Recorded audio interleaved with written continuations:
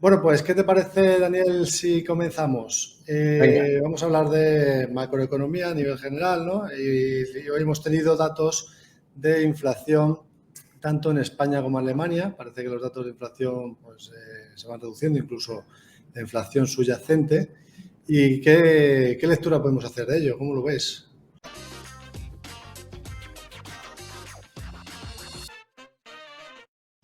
Bueno, lo primero que tenemos que saber es que los tipos de interés, la subida de los tipos de interés funciona. Gracias a la subida de los tipos de interés, las materias primas a nivel global, en mercados internacionales, están la inmensísima mayoría por debajo de los niveles de hace un año y no solamente por debajo, sino muy por debajo, ¿no? El precio del petróleo, el gas, la gasolina, el trigo, etcétera, etcétera. A pesar de la guerra y de la reapertura de China y de una economía global que va a crecer todavía un 2,6%, las materias primas internacionales se han desplomado y el efecto es monetario. Ha sido la subida de tipos y la contracción monetaria. Y eso se está reflejando en una moderación de la presión inflacionista. ¿Qué es lo que nos tiene que preocupar? Pues yo creo que lo que nos tiene que preocupar fundamentalmente es que esa moderación en la presión inflacionista es muy pequeña, muy pequeña, porque claro, la inflación es acumulada y la inflación está pues todavía a unos niveles muy por encima de lo que sería normal si se hubiese llevado a cabo la normalización monetaria que se debería haber llevado a cabo, ¿verdad? Por lo tanto, el dato de moderación de inflación, normal, perfectamente aceptable, pero mucho cuidado porque hay un efecto base. Mucho cuidado porque hay un fuerte efecto base y que el efecto base empieza a darse la vuelta a partir de julio o agosto. Por lo tanto, yo creo que lo que hay que ser es cautelosos y teniendo en cuenta que además pues, la medida de inflación que, por ejemplo, la Reserva Federal analiza con más detalle, que es el PCE Index, ¿no? El índice de precios al consumo, pues lo que todavía refleja es una inflación persistente y elevada. Hoy se espera, ¿no?, ese dato de inflación también en Estados Unidos, se espera que sea el 4,1%. Hemos visto que es cierto que la Reserva Federal ha venido comentando, ¿no?, que probablemente podría hacer una pausa en esa subida de tipos, que es lo que el mercado de cierta manera está descontando. Aunque si nos fijamos luego en los futuros sobre fondos federales, es cierto que a partir del mes de julio había una posibilidad, ¿no?, o por lo menos eso estaba descontando el mercado, de que pudieran volver a haber alguna subida de tipos de interés, Sí. como ha hecho Canadá y como ha hecho Australia. ¿Tú crees que vamos a ver alguna subida de tipos de interés adicional? ¿Cuál crees que va a ser la política que va a tener la Reserva Federal de aquí a futuro durante este año 2023? Bueno, si yo estuviese en la Reserva Federal, yo pensaría, vamos a ver, hemos subido los tipos, la economía no va mal, el empleo no va mal, los datos de producción industrial, de crédito, etcétera, no van mal, no van fantásticamente, pero no van mal. Por lo tanto, el escenario ese de aterrizaje suave que comentaba el propio Jerome Powell, pues puede estarse conformando. Así que si yo estuviese en la Reserva Federal, aprovecharía para subir los tipos, lo que se tengan que subir, claramente, ¿no? Lo que se tengan que subir de cara a, por lo menos, pues yo me plantearía 2 subidas de tipos más, ¿no? Pero es probable que hagan lo que tú dices, es probable que lo que hagan es una subida y luego esperar a ver. A mí el concepto de esperar a ver nunca lo he entendido, ¿no? No entiendo quién se cree de verdad que si esperas 3 meses y luego subes los tipos va a tener un impacto diferente a si los subes ahora, ¿no? Yo creo que el mercado empieza a descontar que los tipos de interés, recuerda que hace unos meses el mercado estimaba que iba a haber una fortísima bajada desde más o menos donde estamos ahora, desde junio hasta final de año. Bueno, pues el mercado ya tiene unas estimaciones más realistas, eso está bien, pero yo si estuviese en la Reserva Federal, desde luego, pues subiría los tipos al menos 2 veces, ¿no?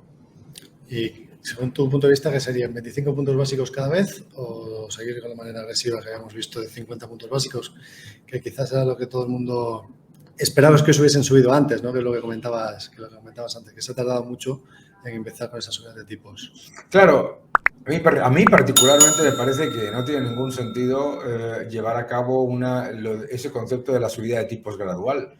Pero bueno, porque fíjate qué curioso, para bajarlos y para aumentar la masa monetaria, ahí nunca hay gradualismo. Aquí para lanzarse a toda velocidad hacia el precipicio no hay nunca gradualismo y siempre se exige gradualismo en las subidas de tipos y en la contracción monetaria. Bueno, pues yo no me voy a meter en lo que hacen los bancos centrales, pero claramente me parece que debemos ser conscientes de que las condiciones de crédito siguen siendo extremadamente laxas y que las subidas de tipo todavía no han llevado a que se reduzca la inflación a los niveles a los que debería estar. Se está creando la narrativa de que un 3 y pico % de inflación anualizada es una buena noticia. Hombre, no, la inflación es acumulativa y llevamos una inflación acumulada además del 14,8% desde junio de 2018.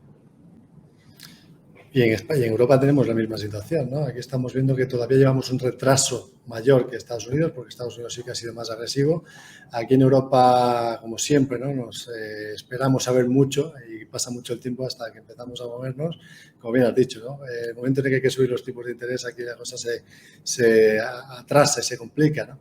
¿Y qué es lo que podríamos esperar del BCE a partir de ahora? Bueno, no seré yo el mayor fan de cómo actúa el BCE en general, ¿no? No lo soy. Pero por una vez hay que decir que están siendo bastante más proactivos de lo que uno temería, ¿de acuerdo? Yo creo que por una vez el Banco Central Europeo se está comportando de una manera en la que está defendiendo el poder adquisitivo del euro. Acuérdate que el euro empezó a desplomarse con respecto al dólar en el año 2022 y que, bueno, pues había muchísima preocupación a que estuviera por debajo de la paridad. Bueno, pues oye, yo creo que están haciendo las cosas un poco mejor.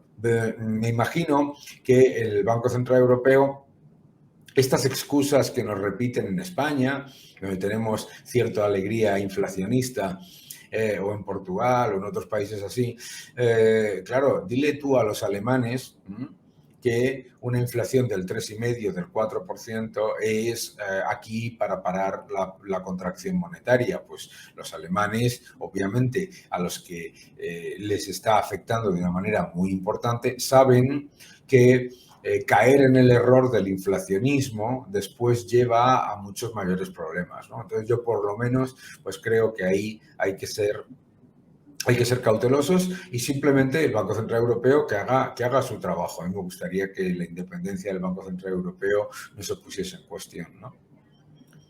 Magnífico. Entonces, bueno, la idea es que siga subiendo los tipos, es lo que al menos espera, ¿no? Que está en esa línea.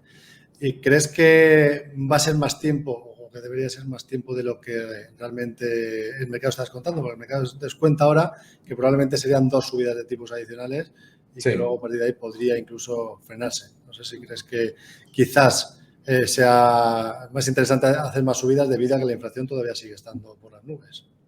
Bueno, si yo fuese el Banco Central Europeo, desde luego haría exactamente lo mismo que hablábamos ahora de la Reserva Federal, ¿verdad? Pero a mí me parece también que es importante, desde el punto de vista de los operadores de mercado, que no intentemos jugar a no se van a atrever, ¿no? Yo creo que si hay algo que se demostró en el año 2022 es que hacer la apuesta a los bancos centrales no se van a atrever a normalizar la política monetaria es muy peligroso. Por lo tanto, yo creo que lo importante desde el punto de vista de los operadores de mercado es que se planteen claramente que el escenario a analizar es más que los tipos se suban y se mantengan a que bajen. Es decir, que si apuestas a que se suban y se mantengan, estás más cerca de la realidad a que pienses que vayan a bajar. ¡Ey! No te vayas. Si has llegado hasta aquí es porque te ha gustado el vídeo o al menos ha estado entretenido. Si te ha gustado, déjanos un like y hagamos que este vídeo lo vea todo el mundo. También puedes dejar un comentario con tus dudas, preguntas o simplemente tus impresiones y yo me encargaré de que te sean respondidas a la mayor brevedad posible. Además, si aún no estás suscritos, ayúdanos a seguir creciendo en YouTube. Suscríbete, que no cuesta nada. Pero lo más importante, ahora al final del vídeo tienes otro vídeo que no te puedes perder. Dale click y disfruta. Hasta pronto y buen trading.